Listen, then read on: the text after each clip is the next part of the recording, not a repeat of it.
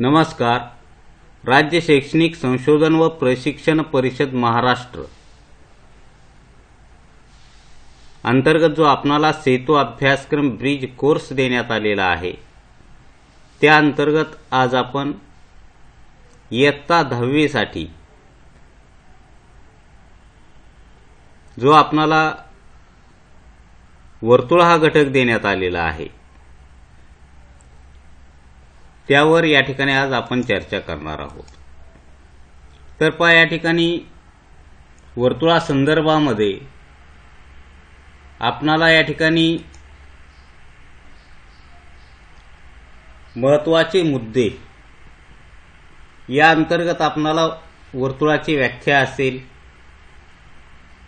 किंवा वर्तुळ केंद्र असेल, त्रिज्या असेल, जीवा आणि व्यास, वर्तुळा संदर्भातील मूळ संकल्पना या ठिकाणी देण्यात आलेली आहे.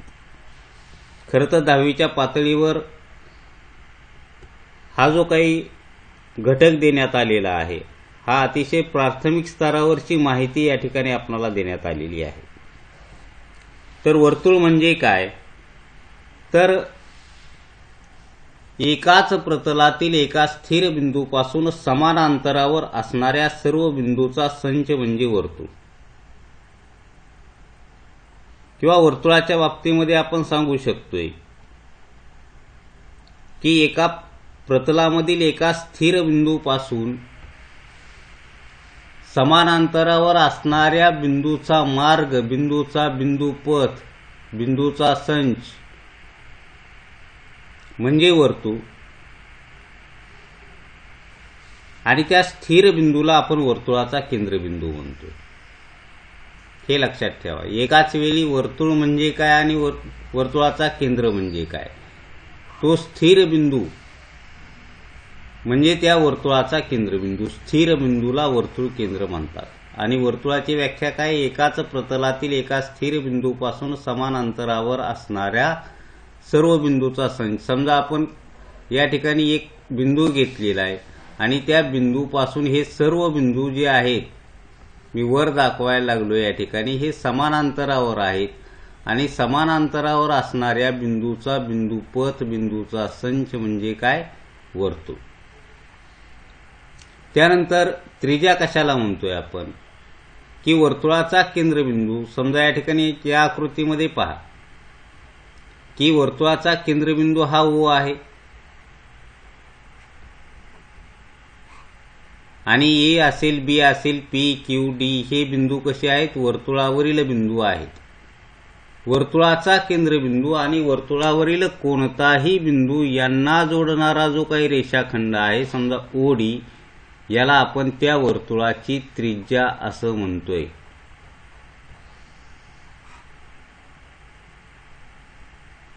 त्यानंतर जीवा ही संकल्पना काय आहे? वर्तुळावरील कोणतेही दोन बिंदू घेतले असता आणि ते जोडले असता मिळणारा रेषाखंड. वर्तुळावरील कोणत्याही दोन बिंदूंना जोडणारा रेषाखंड म्हणजे जीवा. आणि वर्तुळ केंद्रातून जाणारी जी काही जीवा आहे, ही सर्वात मोठी जीवा असेल, त्या जीवेलाच आपण या ठिकाणी काय म्हणतोय? या ठिकाणी व्यास असं म्हणतोय. हे लक्षात ठेवा. तर पहा, वर्तुळ म्हणजे काय, वर्तुळाचा केंद्र म्हणजे काय, जीवा म्हणजे काय आणि व्यास म्हणजे काय. आता या ठिकाणी व्यासाचा आणि त्रिज्येचा जो काही संबंध आहे तो आपणाला यापूर्वीच झालेला आहे की व्यास बरोबर हा त्रिज्येच्या दुप्पट असतो. 2 गुणिले r त्रिज्येच्या दुप्पट असतो, हे आपल्याला माहीत आहे. आता यानंतर पहा, पुढचा भाग देण्यात आलेला आहे आपल्याला की महत्वाची सूत्रे. आता महत्वाच्या सूत्रामध्ये आपल्याला देण्यात आलेले व्यास आणि त्रिज्येचा संबंध. यापूर्वी मी सांगितलं की व्यास बरोबर 2 गुणिले त्रिज्या किंवा त्रिज्या बरोबर व्यास भागिले 2. आणि परिघाचं सूत्र यापूर्वी आपण शिकलेलो आहोत, त्याची एक उजळणी या ठिकाणी करू की 2πr किंवा C बरोबर πd. आता हे सूत्र कसं आलंय? थोडक्यात मी या ठिकाणी सांगतोय की जेव्हा आपण या ठिकाणी कोणत्याही वर्तुळाचा परिघ आणि व्यास याचं गुणोत्तर घेतो त्यावेळी ते स्थिर गुणोत्तर असतं आणि त्या स्थिर गुणोत्तराला आपण पाय म्हणतोय. मग पाय बरोबर परिघ आणि व्यासाचं गुणोत्तर, आणि या गुणोत्तराचाच आधार घेऊन आपण या ठिकाणी सर्कम्फरन्स सी परिघाचं सूत्र तयार केलं पाय डी, आणि डीच्या ऐवजी जर 2 आर ठेवले तर या ठिकाणी सूत्र तयार होतं परिघाचं 2 पाय आर. हे दोन्ही सूत्र एकच आहेत. एका सूत्रामध्ये आपण काय केलेले, व्यास दिला असता परिघ काढण्यासाठी पाय डी सूत्र वापरा, आणि त्रिज्या दिलेली असेल तर या ठिकाणी सी बरोबर 2 पाय आर कुठलंही सूत्र वापरा, फक्त त्याच्यामध्ये व्यास दिला असेल त्रिज्या काढता येईल किंवा त्रिज्या दिली असेल व्यास काढता येईल, काही अडचण नाही. आणि वर्तुळाच्या क्षेत्रफळाचं सूत्र काय, तर या ठिकाणी पाय आरचा वर्ग. पाय ही अपरिमेय संख्या असून पायची अंदाजे किंमत 22/7 किंवा 3.14 घेता येते किंवा घेतली जाते. आता त्यानंतर पुढची कोणती संकल्पना आहे की प्रतलातील वर्तुळे. आता आपण एकरूप वर्तुळे कशाला म्हणतोय, पाय एकरूप वर्तुळे म्हणजे काय, ज्या 2 वर्तुळाच्या त्रिज्या समान असतात. त्रिज्या समान असलेल्या वर्तुळांना एकरूप वर्तुळे म्हणतात. त्यानंतर एककेंद्री वर्तुळे कशाला म्हणतात, की ज्या दिलेल्या सर्व वर्तुळाचा केंद्रबिंदू एकच आहे त्याला आपण एककेंद्री वर्तुळे म्हणतोय. आणि या ठिकाणी दाखवलेले एकरूप वर्तुळे कशाला म्हणायचे, त्रिज्या समान असताना. एककेंद्री वर्तुळे केव्हा म्हणायचे, केंद्र एक व त्रिज्या भिन्न असाव्यात. पहा, प्रत्येकाच्या त्रिज्या या ठिकाणी भिन्न आहेत. त्यानंतर पुढच्या ज्या 2 संकल्पना देण्यात आलेल्या आहेत त्या आहेत स्पर्श वर्तुळे. ही बाह्यस्पर्शी वर्तुळे, आणि बाह्यस्पर्शी वर्तुळे जर असतील तर त्याच्या व्याख्या आपल्याला 10वीच्या अभ्यासक्रमात देण्यात आलेल्या आहेत. की बाह्यस्पर्शी असतील आणि समजा पहिल्या वर्तुळाची त्रिज्या R1 आणि दुसऱ्या वर्तुळाची त्रिज्या R2 असेल तर त्यांच्या केंद्रातील अंतर हे त्यांच्या त्रिज्येच्या बेरजे इतकं असतं, आणि हे आंतरस्पर्शी वर्तुळ आहेत. आंतरस्पर्शी वर्तुळाच्या केंद्रातील अंतर समजा ए आणि हा बी. मोठ्या वर्तुळाची त्रिज्या समजा या ठिकाणी R1 आहे आणि लहान वर्तुळाची त्रिज्या समजा आपण R2 घेतली तर या ठिकाणी त्यांच्या केंद्रातील अंतर हे त्या 2 वर्तुळाच्या त्रिज्येमधील फरका इतके असते. आणि या संकल्पनेवर आधारित आपल्याला पुढे काही उदाहरणं दिलेली असू शकतात. आणि त्यानंतर याचा काही संबंध नाही की 2 बिंदूत छेदणारी वर्तुळे. आता हे काय आपल्याला सांगायची गरज नाही. जेव्हा 2 वर्तुळामध्ये 2 बिंदू सामायिक असतात त्यावेळी त्या वर्तुळांना आपण छेदणारी वर्तुळे म्हणतोय. स्पर्श वर्तुळे म्हणजे 2 वर्तुळ एकमेकांना एक आणि एकाच बिंदूमध्ये स्पर्श करत असतील, एक आणि एकच बिंदू सामायिक असेल तर त्यांना आम्ही स्पर्श वर्तुळे म्हणतोय. आणि स्पर्श वर्तुळांतर्गत आपण या ठिकाणी बाह्यस्पर्शी कशाला म्हणतोय, आंतरस्पर्शी कशाला म्हणतोय. बाह्यस्पर्शीमध्ये त्यांच्या त्रिज्येतील अंतर किती असते केंद्रातील, आणि आंतरस्पर्शीमध्ये त्यांच्या केंद्रातील अंतर किती असते हे या ठिकाणी आपण समजून घेतलेले. आता यानंतर पुढचा भाग काय देण्यात आलेला, 5 स्वाध्याय देण्यात आलेला आहे. काही खूप मोठ्या संकल्पना आपण या व्हिडिओमध्ये शिकलेलो नाहीत किंवा त्याच्यावर उजळणी केलेली नाही. तर खालील बहुपर्यायी प्रश्नांच्या दिलेल्या उत्तरापैकी अचूक पर्याय निवडा. वर्तुळाचे क्षेत्रफळ काढण्यासाठीचे सूत्र पाय आर वर्ग. 2.7 सेंटीमीटर त्रिज्या असलेल्या वर्तुळात जास्तीत जास्त किती लांबीची जीवा असू शकते. व्यास ही सर्वात मोठी जीवा असते म्हणजे 2.7 गुणिले 2 म्हणजे आपणाला मिळेल 5.4. ही सर्वात मोठी जीवा असेल. ओ केंद्र असलेल्या वर्तुळाची त्रिज्या 3.5 सेंटीमीटर. बिंदू ए हा वर्तुळाच्या प्रतलातील बिंदू आहे. Length of AO 3.7 centimetre. तर बिंदू ए चे स्थान कुठे असेल. पहा, समजा एखादं वर्तुळ आहे आणि त्या वर्तुळाचा केंद्रबिंदू ओ आहे. त्या वर्तुळाची त्रिज्या किती आहे? 3.5 आणि ए बिंदू लेंथ ऑफ एओ किंवा ओ ए ही 3.7 आहे. म्हणजे हे एओचं अंतर त्रिज्येपेक्षा जास्त आहे. म्हणजे निश्चितपणे ए हा बिंदू कुठं असला पाहिजे? वर्तुळाच्या बाह्य भागात असला पाहिजे. एक लक्षात ठेवायच्या 3 कंडिशन्स असतात की समजा आपण याच माहितीच्या आधारे समजा वर्तुळाचा केंद्रबिंदू ओ आहे आणि ए हा बिंदू त्या वर्तुळाच्या प्रतलामध्ये आहे असं गृहीत धरलं तर या ठिकाणी ओए अंतर जेव्हा त्रिज्ये एवढं येईल तो वर्तुळावर असेल. ओए हे अंतर त्रिज्येपेक्षा कमी असेल तो अंतर्भागात असेल. तो बिंदू अंतर्भागात असेल. अंतर्भागात असेल थोडक्यात मी लिहितोय.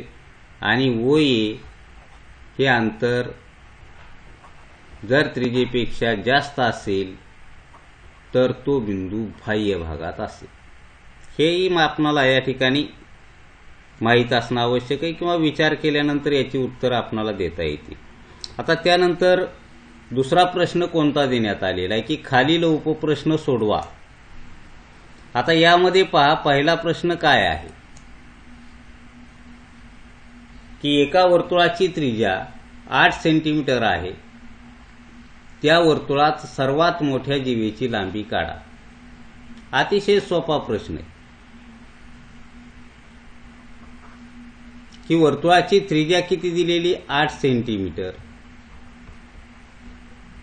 मग आपण जर व्यास काढला डी बरोबर 2 गुणिले आर म्हणजेच या ठिकाणी डी ची किंमत आपल्याला मिळेल डी बरोबर 2 गुणिले 8 म्हणजेच डी बरोबर 16.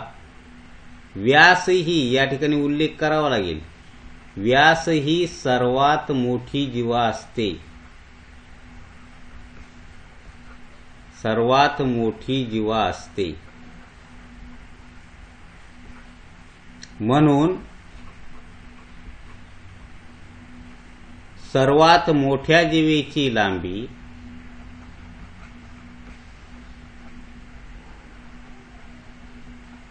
बरोबर किती असली पाहिजे? 16 सेंटीमीटर. पहा पहिल्या उदाहरणाचं सोल्युशन या पद्धतीने देऊ शकता तुम्ही. आता दुसरं उदाहरण काय आहे? एका वर्तुळाकृती बागेचा व्यास तुम्हाला 70 मीटर दिलाय. म्हणजे त्रिज्या किती असली पाहिजे? 35 असली पाहिजे. मग त्या बागेचं क्षेत्रफळ मी या ठिकाणी थोडक्यात सांगतोय. तुम्ही या ठिकाणी डी म्हणजे या ठिकाणी बागेचा व्यास म्हणून त्रिज्या बरोबर डी भागिले 2 35 असली पाहिजे. बागेचे क्षेत्रफळ ए बरोबर पाय आर वर्ग. पायची किंमत या ठिकाणी 22 छेदस्थानी 60 ठेवा आणि हे 35 गुणिले 35. ठीक आहे. मग आता या ठिकाणी पहा 22 गुणिले 7 जर 35ला भागलं तर 5 गुणिले आपणाला 7 5 35 हे 35 जशास तसे म्हणजे हे मिळेल 110 गुणिले 35.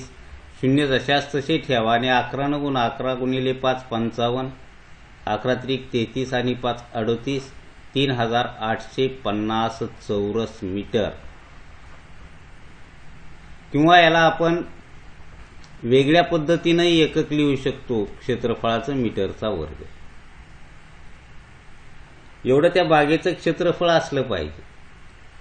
आणि तिसरा प्रश्न काय देण्यात आलेला आहे पहा की 14 सेंटीमीटर त्रिज्या असलेली वर्तुळाकृती आकाराची तार कापली सरळ केली असता तिची लांबी किती? आता एखादी वर्तुळाकृती कडं असेल, तारेचं कडं म्हणा त्याला, आणि ते समजा एक कापलं आणि सरळ केलं तर ती तार म्हणजे काय आहे? त्या तारेची लांबी म्हणजे काय आहे? जर आपणाला परिघ ही संकल्पना स्पष्ट झालेली असेल, कारण यावर आधारित खूप वेगवेगळी उदाहरणे आपणाला वर्तुळामध्ये दिली जातात की एखाद्या वाहनाचे एक चाक एका फेरीमध्ये किती अंतर कापते, किती अंतर जाते, तर त्याच्या परिघा इतकं अंतर जाते, हे लक्षात ठेवा. म्हणून परिघ ही संकल्पना कशाशी संबंधित येते वर्तुळामध्ये, किंवा एखादा प्रश्न हा कोणत्या संकल्पनेशी संबंधित असतो हे आपल्याला माहीत पाहिजे. या ठिकाणी मी तुम्हाला 2 उदाहरणं सांगतोय. की समजा पहिलं उदाहरण दिलंय की एका मैदानामध्ये एक घोडा 7 मीटर लांब दोरीने बांधलेला आहे, तर तो किती जागेतील गवत खाऊ शकतो. असा प्रश्न असेल तर त्या ठिकाणी वर्तुळातील कोणत्या संकल्पनेशी या प्रश्नाचा संबंध आहे, तर त्या ठिकाणी वर्तुळाचं क्षेत्रफळ काढणं गरजेचं आहे. ठीक आहे. किंवा दुसरा प्रश्न दिलेला आहे की एक विहीर आहे, त्या विहिरीला तारेचं कुंपण करावयाचं आहे, तर 5 पदरी कुंपण करण्यासाठी किती तार लागेल. अशा पद्धतीचा प्रश्न असेल तर त्या ठिकाणी तारेचा संबंध, कुंपणाचा संबंध त्या वर्तुळातील परिघाशी येतो. म्हणजे त्या ठिकाणी तुम्हाला परिघ काढावा लागेल. परिघ निघतो म्हणजे एका पदरासाठी लागणारी तार निघेल आणि त्याला 5 न गुणल्यानंतर 5 पदरासाठी लागणारी तार मिळेल. तर हे आपणाला लक्षात आलं पाहिजे की वर्तुळातील एखाद्या संकल्पना शिकत असताना आपण त्या संकल्पनेमध्ये नेमकं आपणाला विचारलंय काय हे कळायला पाहिजे. मग आता या ठिकाणी खूप सोपा प्रश्न आहे. वर्तुळाची त्रिज्या तुम्हाला देण्यात आलेली, R बरोबर 14 सेंटीमीटर. मग परिघ काढायचा आहे. परिघ C बरोबर काय, 2 पाय R. मग 2 गुणिले 22 स्थानी 7 गुणिले R 14 म्हणजे 2 गुणिले 22 गुणिले 7 न 14 ला भागा 2 येईल आणि 88 सेंटीमीटर एवढी त्या तारेची लांबी असेल, जेवढा परिघ तेवढी लांबी असेल. तर अशा पद्धतीनं आपणाला वर्तुळ म्हणजे काय, वर्तुळाचा केंद्र कशाला म्हणतो, व्यास कशाला म्हणतो, जीवा कशाला म्हणतो, परिघ आपण कोणत्या सूत्रानुसार काढतो, क्षेत्रफळ कोणत्या सूत्रानुसार काढतो, अशा वर्तुळासंबंधी विविध संकल्पनेवर आज आपण या ठिकाणी चर्चा केलेली आहे आणि उदाहरणं सोडवूनही पाहिलेली आहेत किंवा त्या सूत्राचं आपण उपयोजन करून पाहिलेलं आहे. धन्यवाद.